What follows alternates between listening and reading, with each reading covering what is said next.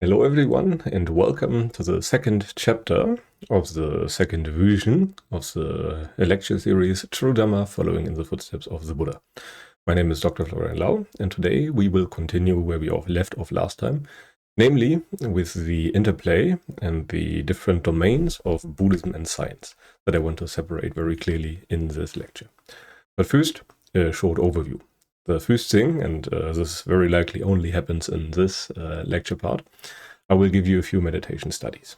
I will give you some information about karma, what it actually means, how it relates to choosing and the word action. Then I will explain what the word Dhamma even means, namely nature. Then there's some information, let's say scientific information, study-related information, when it comes to science and non-self. And then I will present you very clearly, hopefully, the limitations of science when it comes to Buddhism. Because after all, in science we try to objectify our observed system, and we make statements about the public scientific world, so to speak, while in Buddhism we only really make statements about phenomenology or the internal world, whatever subjectively presents itself to us. This is what matters in Buddhism, in Dhamma practice. Then we have a short summary, and in the end we have some literature, but again this will only happen in this lecture. But anyway, let us start as always with 5 minutes of restraint. What we aim for is a moment without hindrances. You don't have to be absorbed in anything, by the way. You just want to have all those nagging things that carry your attention away from the Dhamma. You want to calm that down. And you calm that down by not giving in to those impulses and not by replacing them with something else. So this is entirely optional. You can pause the video now and do 5 minutes of restraint or a short meditation. And meditation just means that you try to calm all your urges of greed, aversion, and distraction. You want to calm the hindrances, but not by breathing in a certain way. You want to be calm no matter what the circumstances throw at you. And this is how we train ourselves. But anyway, I will shortly pause now, and then you can do the meditation or don't do it. Okay, I will assume that you are now done, and now we start with the actual content of the video. First of all, is Buddhism compatible with science? Well, first of all, I am a scientist myself. I said that very likely in the last video, and if I did not say that in the last video, I say it now. So what allowed me to engage with Buddhism as a scientist is that it's not so much a conventional religion.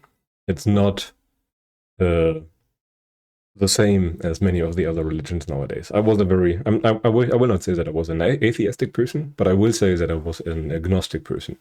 I simply said I cannot decide if all the religious stuff is true or not, so I simply did not make up my mind. But one thing that struck me was that there was no converting when it comes to Buddhism. And still, it was a very successful religion without anyone forcing anyone to participate in the religion. There's no forced belief, and skepticism is allowed, at least if you go by the ancient texts that are laid down in the Pali Canon as an example. And experimenting or testing the hypothesis, seeing for yourself, that is very much encouraged. It's extremely logical, it's internally consistent, and free from contradictions. There are no two statements that go directly against each other, and there's very little wiggle room for interpretation. And this is very important, it is visible here and now. So the Buddha claims is that all the things that you can achieve through his Dhamma practice can be experienced right in this life. You don't have to wait for the confirmation if you did everything right, for death. And this was very powerful.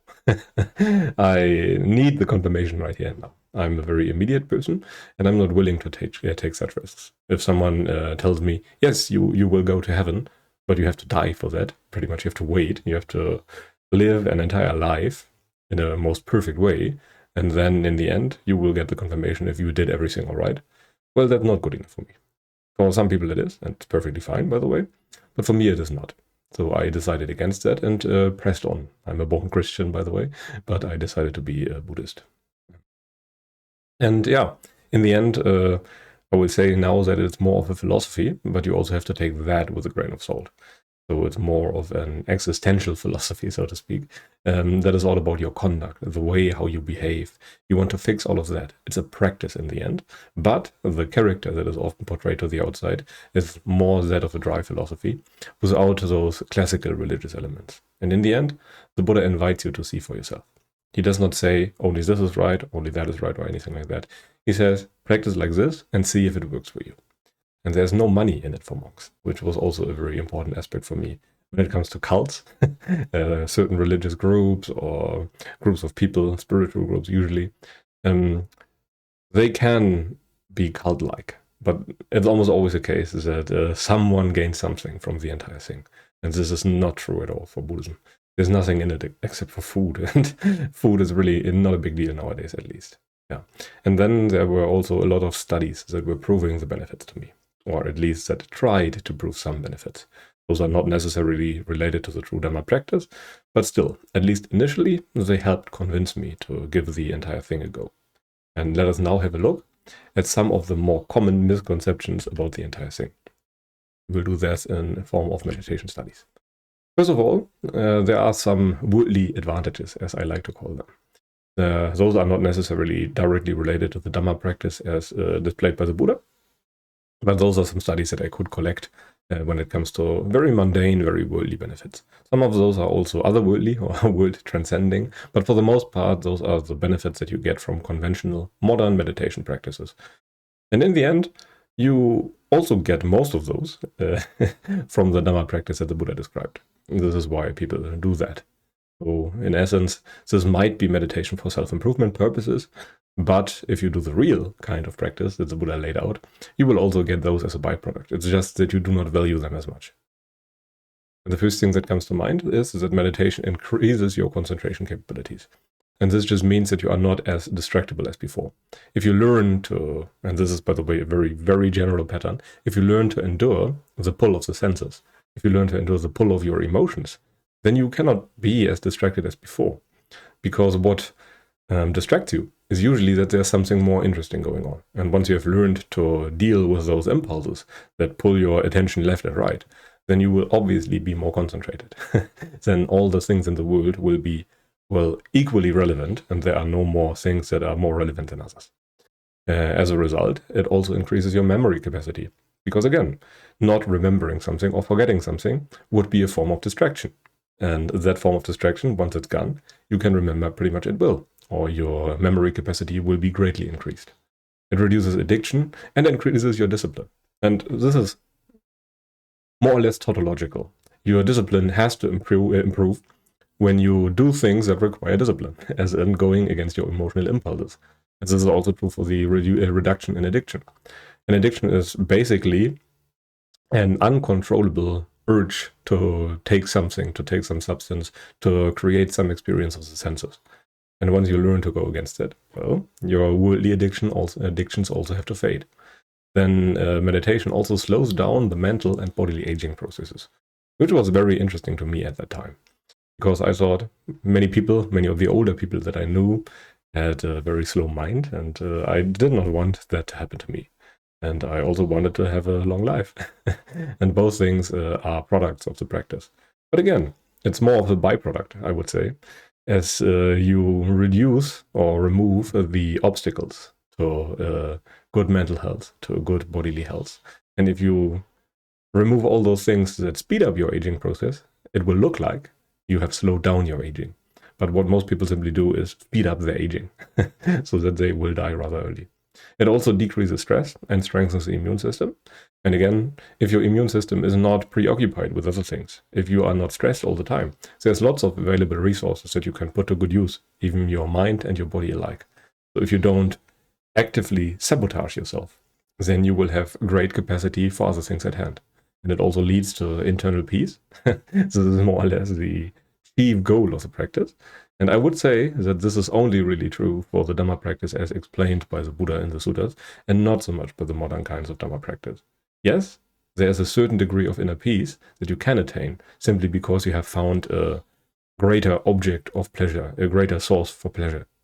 But the Dhamma practice, as explained by the Buddha, moves beyond all kinds of pleasures. So you are not even pulled by pleasure overall anymore. You're just at ease, you're just peaceful no matter what. Then there's also a reduction in biases. Again, biases are very related to your emotions. So if you learn to endure the pull of your emotions, then you will also reduce your biases per default. And this is very interesting for scientists who should be unbiased. I think Mark Twain said that at some point. But a good scientist should have a heart of stone. So if you look at all the modern scientists who are very often also activists, who are very emotionally invested in their topics, then you should really ask yourself if you should listen to those people. I'm a scientist myself, and I'm, let's say, alarmed by this trend.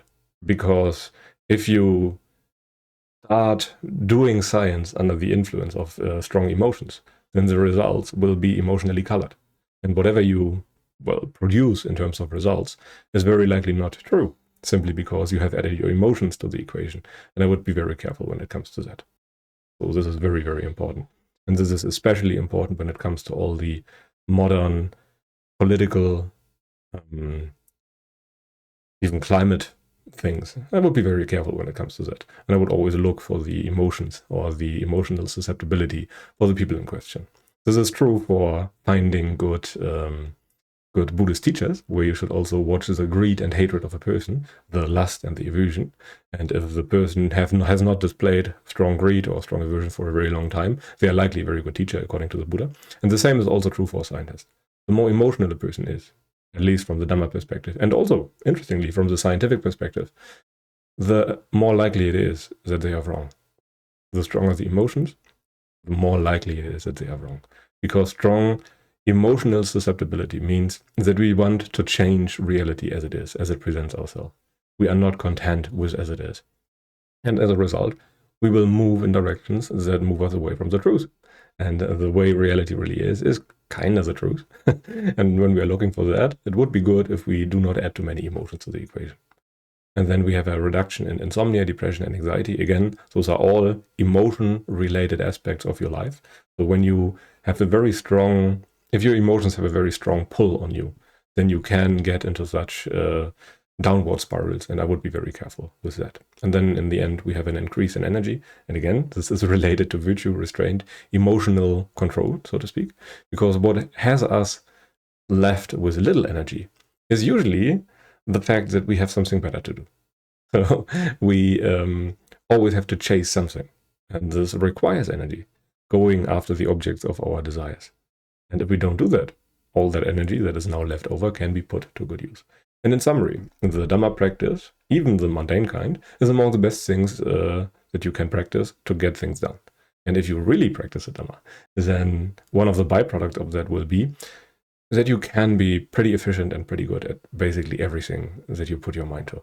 You will not have the desire or the urge to do that, but you could if you have to. This is one very important aspect. That doesn't mean you will be rich or something if you start practicing the Dhamma. You could be, but you have realized that it's not worth it. So all those positive qualities that are normally associated with being rich will be part of your experience. You will have a great memory, you will have great endurance, great energy, you will have inner peace, very few biases, very little stress, you will be very mentally sharp, but you have no interest left in any of the worldly money-related aspects. So it's a trade-off.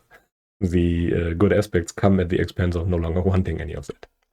And when it comes to a deeper analysis, many of the studies show mixed results for health. And this is true for the modern styles of meditation. It's not clear how that relates to health, and many people even develop mental health problems when they start meditating in a more focused way. This has never really happened when it comes to the Buddhist styles of meditation in the Pali Canon. There were rarely any cases where people develop health issues or mental health issues. Yes, there was one sutta where people developed a very strong disgust for the body, as an example, and as a result they took the knife, which is the same word that the Buddha used for people taking their own lives. So that happened at one point when people started practicing something that they were not prepared for. And yeah, one thing that I have very strongly emphasized on the last slide is that I believe very strongly that the main driving force for all the benefits is emotional control, is the ability to endure your impulses, to not react to your feelings. When you are not reacting to your feelings, you are no longer stressed. And happiness and stress are very good predictors, even when it comes to science, when it comes to success, happiness, longevity, and all those things. As an example, fact that you have a family is a much better predictor for a long life, as an example. Your social relationships, which are just an indicator for your happiness, predict very well if you will be a happy old person. And in the end, in scientific terms at least, it boils down to cortisol and serotonin, or you can model it in terms of certain hormones, as an example. As an example, too, opioid addicts rarely get sick. If you take heroin for a while, you're pretty much immune to all kinds of illnesses. But as soon as that's gone, you pretty much get a flu, which is also interesting. So yeah, there are lots of consequences for chronically high cortisol levels, and there are lots of benefits when your cortisol levels are not very high. And meditation does remove stress and suffering if you do it rightly, and as such, you will experience all kinds of pleasant side effects, let's put it like that. So pretty much all of that boils down to the emotional purification, as Ayakema often put it. You want to learn to be at ease no matter what the emotions around you tell you to be. Even if there are bad feelings, you are at ease. This is the goal of the practice. And when you are at ease all the time, no matter if your body is breaking down, no matter if you are experiencing sickness, if you are stressed from work, and you're still at ease, then that's a very powerful thing that can only really have positive consequences. But anyway, let us move on. I also want to mention a few limitations of studies in general. The modern world does love studies. When I have learned something in the self-improvement community, then that people do tend to follow certain teachings more when there are studies supporting it. But studies have clear limitations. They are only a snapshot at a given time, any given culture, and they are always subject to bias and cherry picking. As an example, it's very, very difficult, most of the time, to reproduce the results of any kind of study, especially when it comes to psychological traits. There's a reproductivity crisis, where you cannot even reproduce more than 90% of all studies. And when you cannot reproduce it, then you cannot even be certain that whatever you are doing is actually science. So I would be very careful there. Just because there is a study does not mean that it's a good study. And even when it comes to meta studies and all the very high quality, lots of work studies, even those rely on whatever people have done before. Those are usually just collections of loads and loads of other studies. And if the quality of all of those studies is bad, then the quality of the meta study will also be bad. And this is very important to keep in mind. Further, it's often very unclear if causation and correlation are mixed up. So if we notice, for example, that rich people are always happy, then we do not know if happiness causes richness or wealth, or if wealth causes happiness. And the same is true for all the other things that studies try to prove. We only really notice that two properties happen at the same time. And we do not know if they are in any relationship. Neither if one causes the other, if the other causes the first, or if they are related at all. It's just a best guess approach. Let's put it like that. And those studies usually try to subjectify experience, and it is doomed to fail. For doing that, they often use questionnaires. The problem is that questionnaires are always subject to the biases of the person in question. So people answer according to their own biases. So what you can find out with questionnaires is what the biases of a person are. If they think that they are not cheating themselves when it comes to diet or something like that, or when they are trying to track their calories from memory, then you can be quite certain that they are underestimating or overestimating whatever they are eating pretty much all the time. So questionnaire studies are very bad, sadly. Yet studies are indicators for future research. So you can do them, and there's a place for them, but you should not take the results out of context. So they can point the way for further research. And this is very good. And you should even do that when you are performing science. Then you can try to find out if certain practices are good for you or are bad for you. But they are only really a small piece of the puzzle. And you should really move towards something that is a little better. And the life experience of people is usually a better indicator if something is working or not. So if you really observe people who have been practicing for all their lives and then just measure all the parameters that are relevant to you, then that's much better as performing a 6-week study or anything like that. And yeah, in the end, you can only really verify meditation claims for exactly yourself in your own experience. It's a bit like making a stochastic analysis or making a study. Whatever comes out is just a probability. If you take a person at random from the entire population, then it's likely that they will have certain traits. The same is true for meditation studies. You cannot apply the statistics to the individual. It does not mean anything. So I would always be very careful when it comes to stuff. Yeah, but let us now come to a very interesting topic, in my opinion, namely karma, choice, and actions overall, because there are certain biases that we want to dismantle when it comes to science and karma. First of all, there are rather esoteric interpretations when it comes to karma. People usually think of it in terms of being some spiritual concept or anything like that. But karma is nothing mystical when it comes to the actual Pali Canon. And there's a citation that I have looked up from the Anguttara Nikaya, Book of the Fives, number 57, I believe. You can always scan the QR codes. I have given links for you to Sutta Central. And the Buddha said, I am the owner of my actions, choices, or karma, heir to my actions, born of my actions, related through my actions, and I have my actions as my arbitrator. Whatever I do for good or bad or evil, to that I will fall heir. This is a rather drastic statement that does promote 100% responsibility. But what the Buddha essentially says is that karma means choice, that karma means action. So karma just means the sum of actions that you have done in your life. And those actions will influence your life. Your actions are very important. If you, for example, perform the actions of a farmer, then the outside world, other people, will regard you as a farmer. If you no longer do the farmer things, but, I don't know, become a plumber, do the plumber actions, then people will slowly start regarding you as a plumber. Those actions matter, and they carry a certain amount of momentum. The choices you make will lead to certain kinds of actions, and those actions will lead to how the world perceives you, and also how you will perceive the world. It's always an interaction. And this kind of responsibility, namely accepting that your actions are the major thing that influences your experience, and not so much the outside world.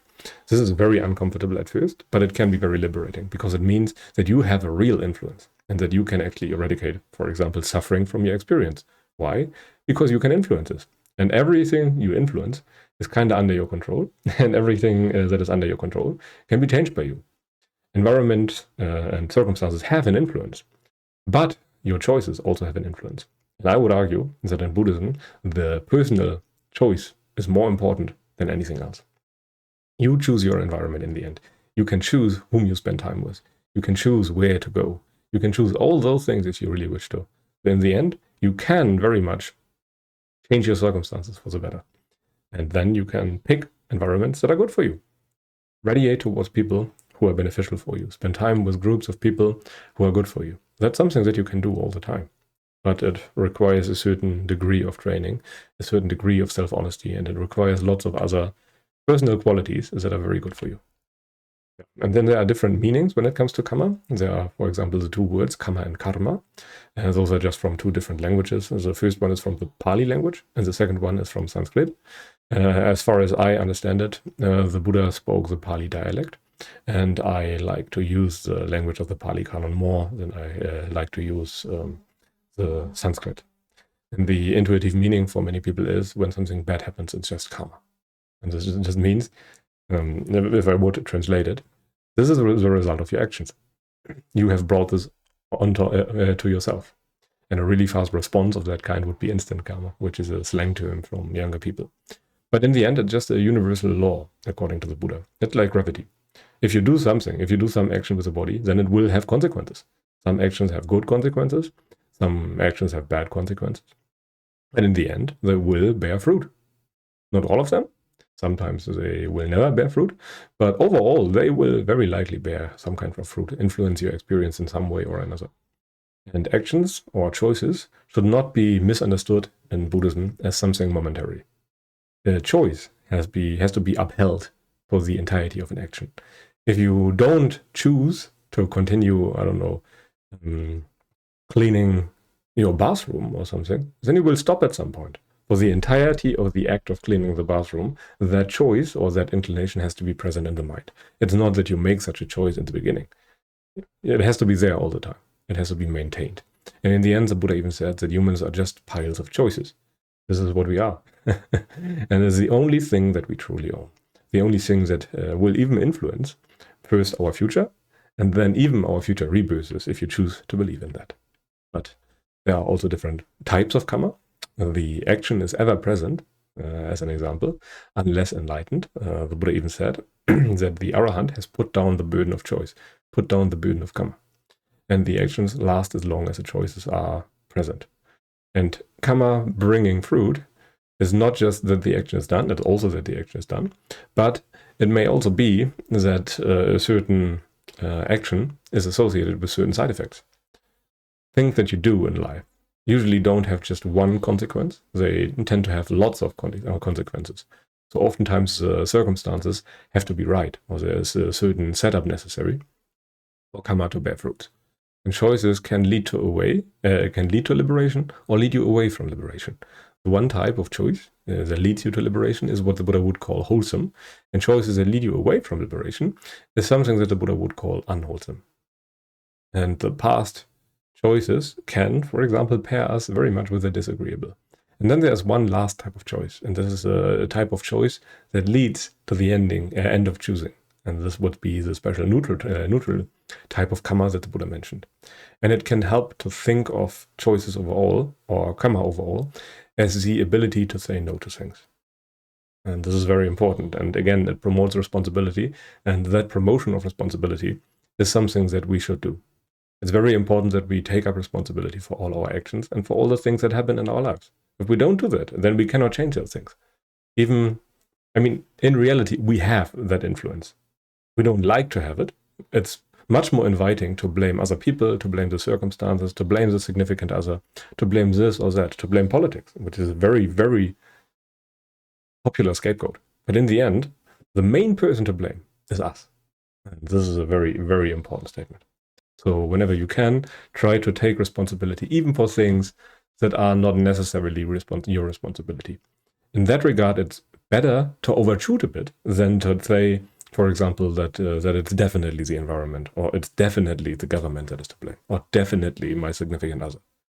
It's usually better to take responsibility for a few more things and then refine that later, but it's better to be overcautious. Yeah. And then I want to give you a very important statement on side effects. I call that carryover, and it's the central paradigm in basically everything. Actions, overall, do not just produce one result that you desire. They produce, usually, many results. So if you start lifting weights, you will not just get strong, you will also get bigger muscles. Your health will improve, your sleep will improve, you will likely be more energetic, you will learn lots of other things too. But it also works in a negative way. If you start taking drugs, it is not just that you get what you aim for, namely the feeling good for a time. You also get lots of negative side effects, namely you will start feeling bad. You will be sick more often. You will neglect all the other things that are important in your life. And small changes can have very big effects over this spider web of karma. You cannot really trace back the interconnectedness between all those things. You can only really say that certain actions will produce good results on average, and certain actions will produce bad results on average. But you cannot really say that this specific tiny action or choice of mine has produced that or that result. But anyway, this is not so important. But the main takeaway point of actions is, or carryover is, that you should sometimes even optimize for the side effects of certain actions that you try to do. And you should do that. It's essential for fast progress, and the order does matter. And it very much should be avoided that you just zoom in on your goal and ignore everything else. You should always keep in mind that there's a bigger picture. If you try to reduce your desires, as an example, this is a very general thing that applies in many, many areas. This is kind of the essence of carryover. If you take something and modify it on a very general level, then everything that is inferior to that will be affected. So if you improve at the parameter of emotional control, of emotional non-reactivity, then literally everything in your life will be affected by that. You will be better at your job, because sometimes a job feels bad, but you are not swayed by that. Sometimes your significant other will scream at you because they are mad, and you don't file a divorce immediately. Sometimes there will be financial hardship, but you can deal with it and keep calm and improve the situation. You do what is necessary. And this is an example of carryover. It just means that when you change a very general property of a system, everything that has that property, has that nature, which is a very important word, will change with it or will be affected by it. So always look to change something that is on a very general level. And one more thing when it comes to the past and the future, to possible statements about rebirth. What we can observe is that our current desires or choices, will bring future results. The future, however, will be the past at some point, and the same principle applies. So the logical assumption is that all things we experience depend on past choices, and this leads us to the rebirth model and the samsara model. And it illustrates very well why the Buddha called humans a pile of choices. Because our piles of choices have led to where we are right now. When we always choose the easiest way and the instant gratification, then it very likely leads to a very bad place. If we, however, delay our gratification and practice restraint and endure the bad feelings of that, then we will likely end up in a very good place where we are no longer swayed by our feelings. Yeah, and in essence, no bodily action, no word, and not even a thought is without consequences. And only the overcoming of craving can terminate this kind of karma, that you are no longer affected by it. In the end, the body and the physical world are obviously still there. This is never something that the Buddha said that would be removed from experience or something like that. He even said that the aggregates that constitute our experience remain. What the Buddha said is that we are no longer affected in a negative or in a positive way by anything that could ever happen. And this is a rather powerful thing, and this is why we can be liberated under all circumstances. Because it no longer matters what happens, we are always at ease. And now we come to this very important principle of Dhamma, meaning nature. And I teased that the very general properties of systems are what is meant by Dhamma, or by nature. And this is more or less the thing. The word Dhamma means, or the word Sankara, sometimes it's translated as that which things stand on. And the Dhamma with a capital D means the nature of things. It's derived from the word forest, if I remember that correctly. And Dhamma with a small d means thing. Dhamma with a capital D, nature of things, and Dhamma with a small d, things. Or, yeah, along those lines. Experiences, phenomena, sometimes translated as different words. But you have to look that up for yourself. And the Dhamma, with a the in front of it, is the teaching of the nature of all things. Because the word Dhamma sometimes also means teaching. It's akin to the various texts from ancient Greeks where people always call their teachings on the nature of things, where they try to find out the most general properties of systems. And it's about finding the most general and the most shared properties of all things. And in Buddhism, this would be the property of impermanence, that everything changes and nothing is really everlasting. And it precedes logic and reasoning, because logic and reasoning kind of rely on impermanence. They rely on change, otherwise it does not work. And there's a necessity for logic to work, otherwise it would not come to be. And thus you cannot really understand the Dhamma by mere reasoning, because if you take something as axiomatic, then you cannot explain it using your system, because you just assume that to be true. And the same is true for change. We have lots of implicit assumptions when it comes to logic and reasoning. And one of those assumptions would be, change is the same. I mean, it's a good assumption because we can observe it. But anyway, it's still an assumption. So the system can never really make any statement about the axioms it relies on. So this is also very important. So in essence, the Dhamma is the nature of things.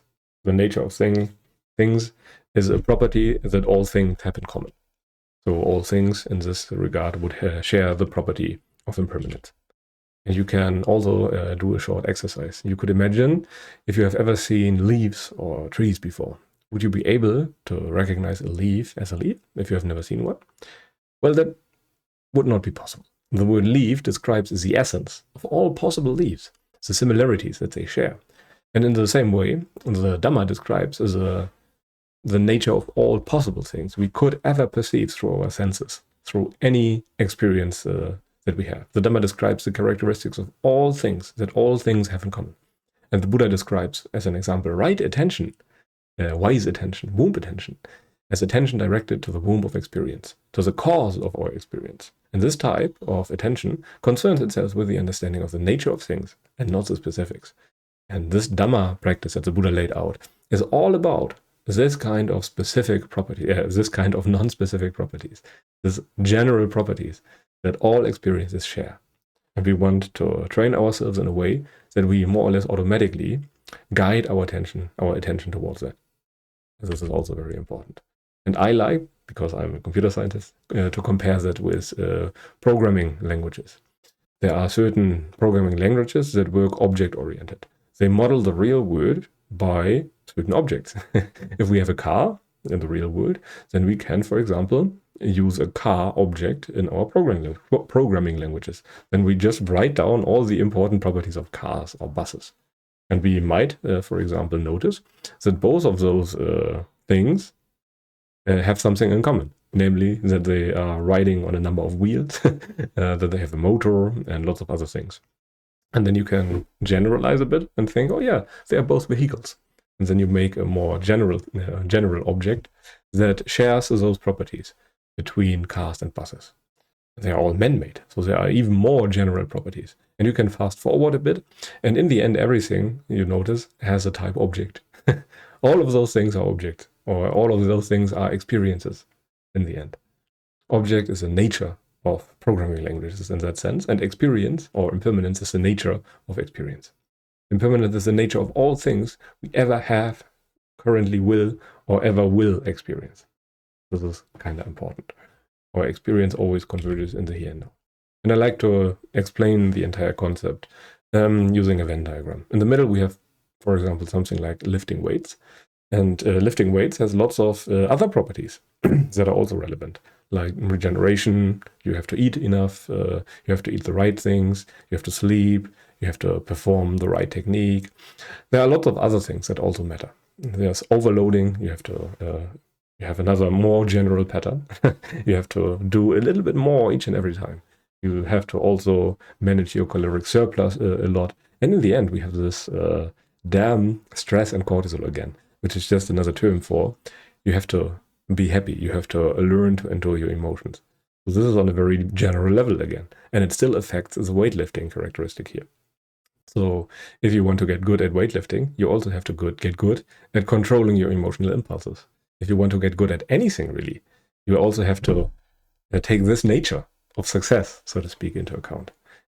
Being good at weightlifting also means being good at emotional control, at being non-reactive to your emotions. Why? Because lifting weight is hard. You have to sacrifice lots of things, and you can only sacrifice all those things, like eating the food you want to eat, like the delicious burger at McDonald's, which is very instantly gratifying, and you replace it by bland chicken breast and broccoli or something and rice.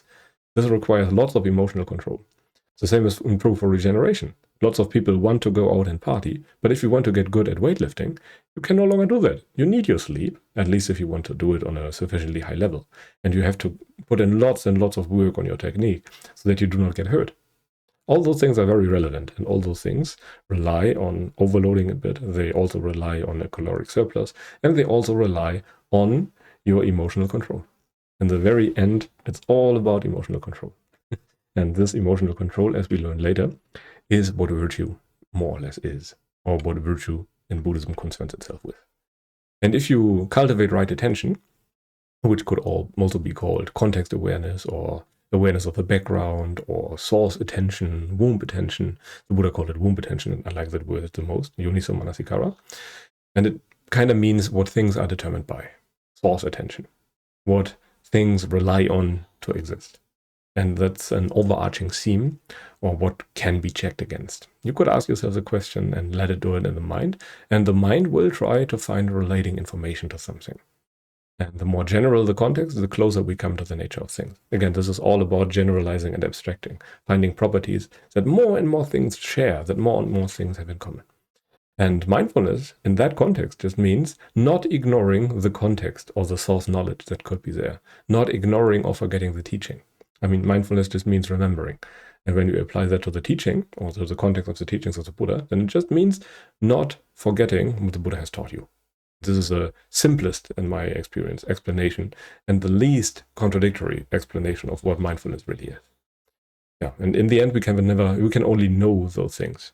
We cannot sense them. I mean, we cannot use our eyes or our other sensory organs to know, to see craving or to hear craving. That's not possible. Certain properties about our experience can only be known. For example, we can know that we need an eye, a physical, flashy eye organ to see things. But we cannot see our own eyes. What we can see is a reflection in the mirror, which is an image. We can only see images, but we cannot see our eye, as an example. The eye would be another of those very general properties. Yeah. And one of the things that I want to illustrate very much is that all those knowledges are more or less indirect. And the Buddha gave us a very good simile as to how to understand those systems nonetheless, how to understand those properties nonetheless. And the Buddha said, mendicants, suppose a foolish, incompetent, unskillful cook was to serve a ruler or the minister with an extravagant variety of curries, superb, sour, bitter, pungent and sweet, hot and mild, salty and bland. But the cook did not take the master's hint. Today my master prefers this sauce.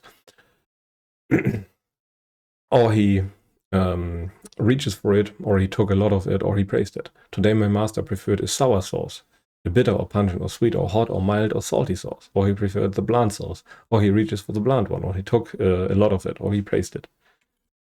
In the same way, a foolish, incompetent, unskillful mendicant meditates by observing an aspect of the body, keen, aware, and mindful, rid of covetousness and displeasure for the world. As they meditate observing specifics of the body, their mind does not withdraw and unify, and their corruptions are not given up. They don't take the hint. They meditate observing specifics of feelings, the mind, principles, keen, aware, mindful, rid of covetousness and displeasure for the world.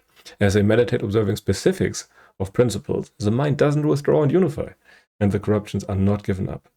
They don't take the hint. And this is from Samyutta Nikaya number 47.8. The point here is, you cannot understand the Dhamma by focusing in on the specifics of your experience. It's not about watching sensations or not missing a moment of craving or anything like that. This is completely irrelevant. What you want to understand is the more general principles. You want to infer from the behavior of the king or from the behavior of your own body what might be the guiding principle behind those actions. And once you notice that, for example, there might be a mind of greed that is present simultaneously with greedy actions, then you don't have to watch the actions anymore. Then you can just watch for the mind of greed. And then you know, okay, as long as I keep this mind of greed in check and do not lose sight of it, then all the greedy actions cannot follow, because I watch the right principle, so to speak. And all this knowledge can only be inferred. We do not see with the eyes or something like that the greedy mind. We can only know that it is there.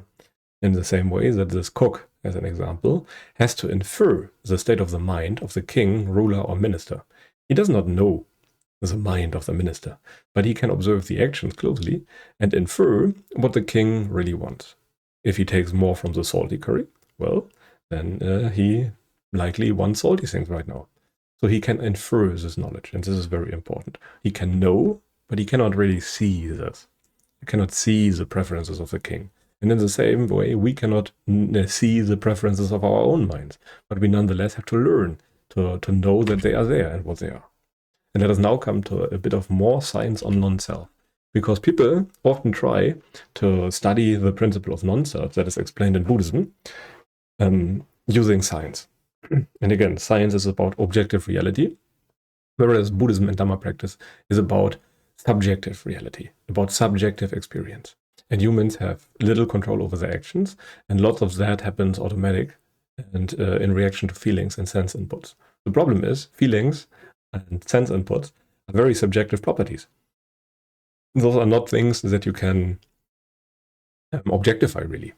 Actions are determined before they become conscious, which is also a very important observation. But still, all those things, intentions and all those things, are still something very personal. They are still something very subjective. And detachment and dispassion makes this entire process very visible, how all this happens more or less automatic. And in a sense, we could say that humans are the sum of the habits of wanting, not wanting, and ignoring. Or, in short, humans are the sum of greed, aversion, and delusion. Humans are very craving-driven creatures. And what do our choices depend upon? Well, craving. We make choices that are in line with our values. And we distract ourselves from this very thing, from this very fact, by various different means. And this has to stop.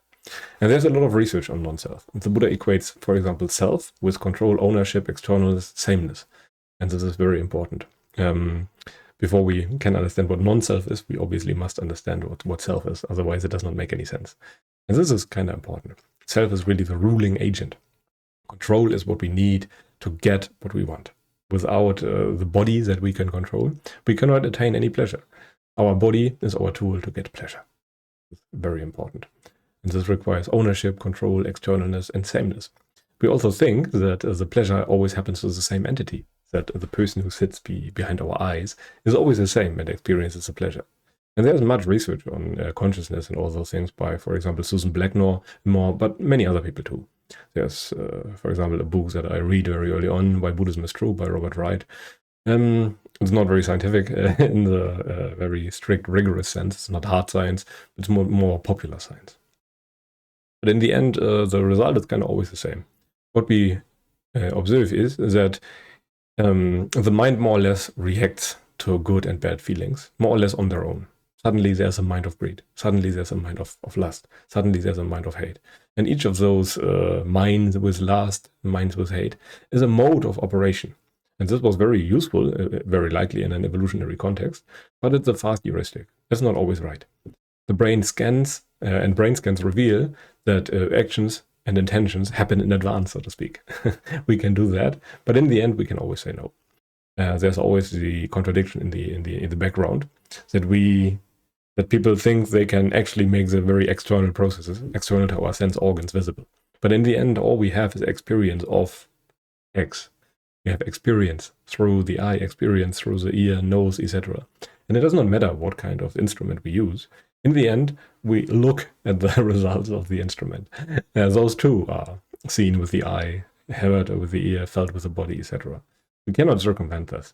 We cannot really make any statement about the external scientific world, because whatever tool we use to access that external world is also part of our subjective experience.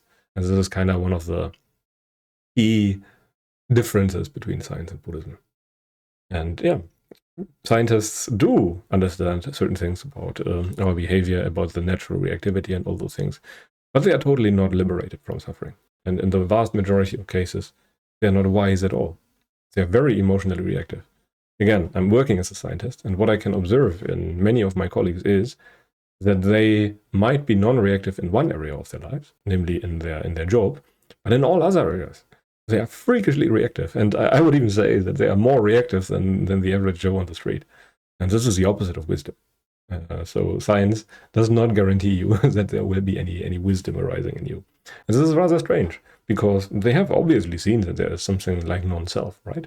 Yeah, I mean, they have, but not on the right level. They have not made the connection that is required, the connection with the Four Noble Truths. But anyway, to get a better understanding on non-self, you can do a short partner experiment to get that initial understanding. And we can do that quite simply. You can try to speak out loud everything that you plan on doing before you do it. And your partner observes that performance and writes down all the things that the first person does. And after 5 minutes, you switch roles, and in the end, you evaluate the performance. And the meaning of non-self would be much clearer to you in the end. If you seriously tried to really catch all those things that you are about to do, you will be amazed by the amount of involuntary, not named things that you also did. So there's lots of things, sometimes tiny, sometimes big, going on that you have no idea of. All those things happen automatically, based on prior conditioning pretty much. But you never notice, because you never look. And if you have never cared to look, then you will never notice that all those things are there and happening. Okay, but let us now come to the limitations of science. And this is very important and very dear to me. I do not say, like many other Dhamma practitioners or monks or so, that science is not useful. It is very useful, but it has its own domain, just like Dhamma practice has its own domain. This is why I called the Dhamma books that I have written Science and Buddhism aligned. It's not that one is more superior or more inferior or so. It just means that they have domains in which they function and they have a distinct purpose, and they should only really be applied to the distinct purpose. And science should be limited to systems where you want to attain knowledge on, or something like that. While the Dhamma should be limited to subjective experience. This is kind of what it's for. And science has this objectivity idea, empirical sciences at least. Because the mind-based sciences like mathematics or computer science, they don't need that because they are entirely fictional. And the observer in those empirical sciences is usually ignored. And all of that operates under the assumption that there is no observer or that he is meaningless. And this aims at reducing biases. And this was very useful, by the way. In many of the contexts where we apply science, it's good to take emotions out of the equation. We want to make it as non-emotional as possible because we have noticed that emotions are literally always bad when it comes to finding the truth. Because we will only really find what we wish to find if we add our emotions to the equation. When we take the emotions and the feelings away, then we have a much better chance at understanding the truth. So it's a very good idea. It's just that the principle is not taken far enough. At the quantum level, as an example, the observer is reintroduced, and this leads to lots of wonky interactions and lots of problems. Yeah, but in the end, the observer is also always a participant, because we, as the observer, as a self in our experience, always play a part in it. And we want to remove that observer. We want to become truly impartial, but this requires emotional control on our end, lots of emotional control. Yeah, and science becomes very difficult and hard to reproduce once subjectivity is factored into the equation. Again, this is a reproductivity crisis in, for example, psychology, where you have to be very important and very skillful to maneuver such a science. And one could even argue that it's not right to call psychology a science, simply because it's so irreproducible. It's very, very difficult to make objective statements about people. It's very, very difficult. But anyway, one very important aspect is this sense horizon that you could mention. Some 2,600 years ago, the Buddha said, as an example, that the entire universe amongst is in this fathom-long body. And fathom-long just means not much more than 2 meters of length.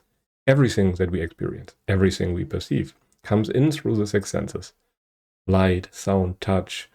First touches the senses, and it is then projected into space, so to speak.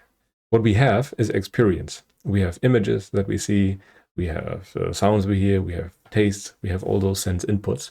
But what we have are the inputs, are the images. We don't have the sense. We always project that into the world. We forget that we are only seeing images. We forget that we are only hearing sounds. We forget that we are only feeling touches. We always think what we see is this monitor or this camera in front of me. Yet what we have is an image of a camera. And this is very important to keep in mind. We only have subjective experience.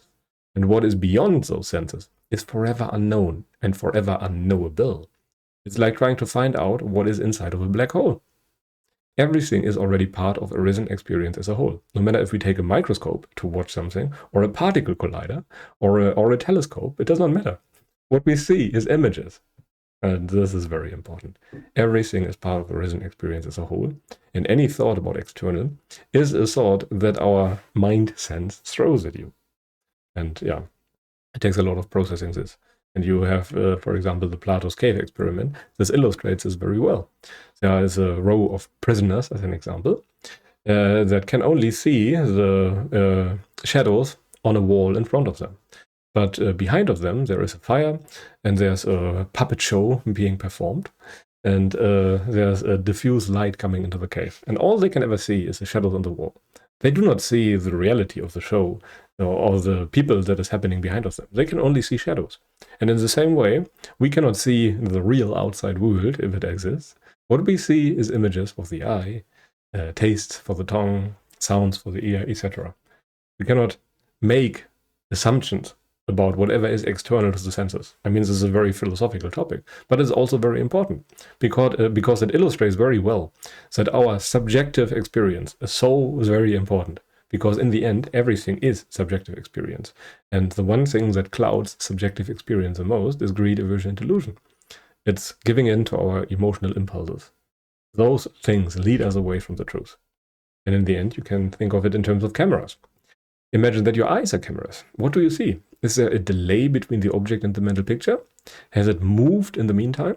Well, no matter what a camera can attend to or look at or film at, by its very nature, the thing that the camera sees or films is already there. The camera is not doing the thing. It's subjected to whatever it sees. It can only take pictures of things that are already there. And if you apply the same to perceiving, for example, your own body through the eyes, the wrong order, the assumptions that we control the body should get uprooted, and the sense of ownership should fade, to a degree at least. Unlike most people think, ignorance requires mental capacity, and the sensory organs can't just ignore certain things. Just like a camera cannot ignore parts of a photo. The eyes cannot leave out the image. So when you look at the body, your body, by the very definition, has to have already moved before your eyes can see and perceive that it has moved. So it happens first, the movement of the body as an example. And if you are truly self-honest about the entire process, which requires a lot of emotional non-reactivity, because we try to rationalize that we have control all the time. This is kind of the key thing. This is one of the most fundamental characteristics of self. We always try to rationalize that we have this degree of control. And it's good to keep in mind, or it's good to look from time to time, based on more emotional training, based on training in non-reactivity, based on training in restraint and virtue, if you can see this. And if you can see this, well, that's very good. It takes you much closer to the Dhamma as it is. And there's also a comic from a German guy called Joscha Sauer about beaver philosophers. And they pretty much ask, if a tree falls in the forest and nobody is there to eat it, is it really fallen down? So interesting. Well, yes, it is interesting to a degree. Because you do not really know the outside world. And this is kind of the chief property of all those thought experiments. If a tree falls in the forest and nobody's there to observe it, has it really happened? Well, no clue. We only have the experience of our senses, and we cannot really make any statement about anything else. Now to some physical experiments. All of this is true for objective experiments too. We assume an external and act like we are inside and everything else is outside. We always imagine that we are sitting behind our eyes, observing the world from afar. We are the puppet master that controls the entire world, while in reality we are part of it. Every sensor machine is technically inside, even a telescope, microscope, particle collider, whatever it is. And there's no ground for anything external to experience. And science, and this is harsh criticism from myself as a scientist, conveniently ignores this. This is not really relevant for the vast majority of sciences, but sometimes, when it comes to physics as an example, it is relevant, and it should be factored into the equation. But as we know, from a wrong assumption, we know this from logic, everything can follow. And luckily, math and other model-based sciences like computer science can do without an empirical external world. It works solely based on assumptions, based on axioms, and that can work. Yeah. But in the end, the Buddha said, in a simile, is it possible, Bhante, by traveling to know, see, or reach the end of the world, where one is not born and does not grow old and dies, does not pass away and get reborn? I say, friend, that by traveling one cannot see or reach the end of the world. In the past, Bhante, I was a seer named Rohitasa, son of Boja, one possessing psychic potency, able to travel through the sky. The wish arose in me, I will reach the end of the world by traveling, having a lifespan of 100 years, living for 100 years. I traveled for 100 years without pausing, except to eat, drink, chew, taste, defecate, and urinate, and to dispel fatigue with sleep. Yet I died along the way, without having reached the end of the world. It is in this fathom-long body, endowed with perception and mind, that I proclaim first the world, the origin of the world, the cessation of the world, and the way leading to the cessation of the world. This is from Anguttara Nikaya, the book of the Fourth, number 45. In case you are interested. It's a very good sutta. The point here is, we do not have to find something external to our experience. All the Four Noble Truths that I mentioned in the end, about our experience, about our suffering, the fading of the world of the senses, the cessation of the world, and the way leading to the cessation of the world. All of this happens inside our experience. We don't have to make any statement or any assumption about the outside world. We don't need it, because we cannot access it anyway. Yet, it's very important to keep that in mind. So yeah, in the end, it's all about subjective versus objective properties. Everything an experiment can yield is only true if the assumptions that are made about the entire system hold. Observed properties could be both characteristics of a system or characteristics of an observer. Especially at the quantum level, this makes a lot more sense to have an observer property. And you can think about it as, again, as a camera. If you film something, you cannot be sure if whatever you film is a property of the object that we film, or if it is a property of the camera. For example, if you film with 60 frames per second, then and can only have images, you cannot be sure if reality is happening in images, 60 images per second, or if that is a property of the camera. And in the same way, we cannot really be sure if something is a property of our eyes, or if it is a property of what we see with the eyes. Again, this is something that is absolutely unknowable, and we should not waste time thinking about all of this. And the Buddha also used a very famous simile of a person being struck by an arrow. Now they have an arrow in the leg or something, and it's poisoned, and you have to remove it. But the person does not want it removed. He first wants to know everything about the arrow. What wood is it made from? Who has shot it? Maybe it was a political opponent or something. And this is foolish. He should have the doctor remove the arrow so that his leg can heal. But he refuses to do so. And in the same way, we should not concern ourselves with all those unanswerable questions. This only leads to our own suffering and to not working on the end of suffering. And we should be very aware of this and instead put in the work instead of asking all those meaningless questions.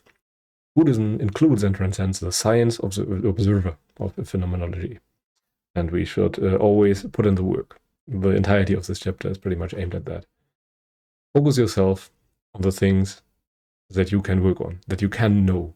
Don't speculate. The Buddha called it speculative views for a reason, because they can never really be known. Who knows if the Buddha exists after death, if he not exists after death or anything like that? Why concern yourself with that question? How is that useful for the end of suffering? And in the end, the scientists of the modern time, at least, have a lot of conceit, and I really want to give you a word of warning. Scientists and intellectuals have a very strong conceit of knowing it all. If you are good in one area, good at one thing, we assume that we are automatically great at everything, and we never really question our axioms. And Thomas Sowell, a great scientist, black scientist in the United States, knew that phenomena very well, and he even wrote a book about it. And I really strongly encourage you to restrain your ego, especially when it comes to areas where you are not an expert. If you have not put in the 10,000 hours of work that are necessary to be truly good at something, then you should not automatically assume that you are truly good at that. If you have put in the work, then by all means, you can assume a certain degree of expertise at something, which is fine. But oftentimes we misunderstand based on double meanings of words, based on our ego, based on emotions, because we want something to be true. And all those things, all those wrong views have to be kept in check.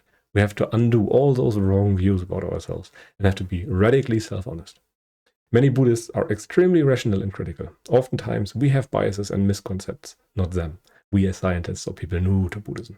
And I, at least initially, was humbled in many ways and had to bring forth lots of self-honesty to accept that sometimes I don't really know. And sometimes I should just accept what another person said and maybe check later if I cannot check now.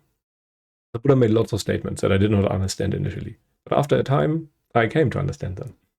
And it was good for me not to blatantly reject them, but instead say, okay, I cannot check for now. Maybe I can check later. Let me maybe focus on those things that I can check right now. But anyway, let us now come to the summary of this chapter. The key points of chapter 0 are as follows. The Buddha was a very rational, logical, and pragmatic person. He only had one goal. He wanted to teach you what suffering is and how to escape suffering. And everything that he taught is always in relation to that. Whatever he taught is always for that. Meditation studies confirm many of the benefits of meditation, but they cannot be trusted 100%. In the end, you have to implement whatever the Buddha said in your own experience and see if it really liberates you from suffering. And by that, I do not mean the temporary absence of suffering. I mean, even if you take heroin or something, we are temporarily free from suffering. But this is not really any freedom. We want to be free in the sense that suffering does not even come back. This is the goal of the Dhamma practice. And karma is, for example, nothing mythical. It is just actions, choices, the act of choosing. And this is what we need. We need karma, we need choices to make an end with choices. And the Dhamma precedes logic and lots of other things. So we cannot really rely on logic to reason our way to liberation. We have to be more smart about that, but more on that in later chapters. And science suggests not self, but science in itself is not very liberating because it is devoid of the actual emotional training that you have to do before you can actually understand all those things on the right level. And this is very important. I mean, all those statements that science makes can be true, but they have no fertile ground in your own experience to change anything. You have to do the work of virtue first, otherwise there is no Dhamma. Well, there is a Dhamma, but it will not affect you, it cannot land. You have to prepare the ground through virtue and later samadhi. And you can phrase the same Dhamma in infinitely many ways. Yet, you can miss it completely in infinitely more ways even, if you do not practice the right kind of training. If you do not do the groundwork of virtue, if you are not liberating yourself from your passions of greed, aversion, and delusion, then whatever you will come up with will likely lead to more suffering and not to less suffering. But anyway, if you have any more questions, this time around we can very likely answer them live and not after the entire lecture is finished. So if you wish, put your questions down below and we will answer them in one of the next Q&As with Saif, which might be very soon or might be a bit in the future. Who knows? We always spontaneously film those videos. But if you have questions, by all means, put the comments down below. Then we have a bit of bibliography here that you can have a look at. You can always pause the video to find out. Lots of studies, 14 or lots of papers or web pages or something like that. But if you wish, have a look. But in the end, small contact slide. If you want to mail me, you can reach me at the selfimprovementhub@gmail.com. This is my old email address. I never bothered to change it because it's working. If you wish to support me on Patreon or find ebooks, you can scan the first code. If you want to join the Dhamma Hub Discord, you can scan the second code. And if you want to find hard covers of the books that I have written, then you can find it, for example, here on Amazon by scanning the last Q&A code. But anyway, this should be enough for today. If you enjoy what I do, feel free to like, subscribe to the YouTube things. If you have questions, ask them down below. But yeah, this is pretty much it. Maybe see you again next time. Bye.